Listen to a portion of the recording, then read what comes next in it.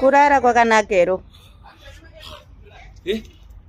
Ndati kurara kwakanaka ere. Ai, ambuya masura se.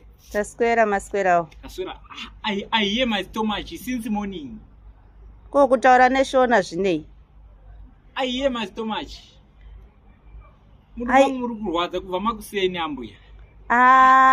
Chirungu chiri kuti potsei chimbotaira ine shona chaichi chei. Mudumbu mangu ndiri kunzwa manyoka ai. Kubva makuseni ndichingozwa mamhakure nemarova-mbira. Oh. Saka kumega muchaende ere manje? Pamakotaura zvemega manje mega panoti mega. Mudumbu macho mabva maita zvakanaka. Maita zvakanaka. Guwa remega ndiri kurishambadza. Musi wa3 October.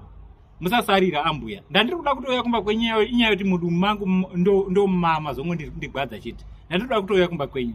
Kumega tirikinda musi wa3 October. Kunenge kuna prophetess memory Matimbire. Muzodziwa wa Mwari.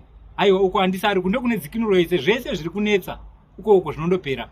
Apa pana ndakatovhura radio yangu iyi. Ndiri kuda kuzwa kuti makuhwasha asati akubuda futi here nemumadzangaradzimu iwaya. Asi kuti yei yabva yazoperawo moto. Handiti maona manje. But kumega tirikinda.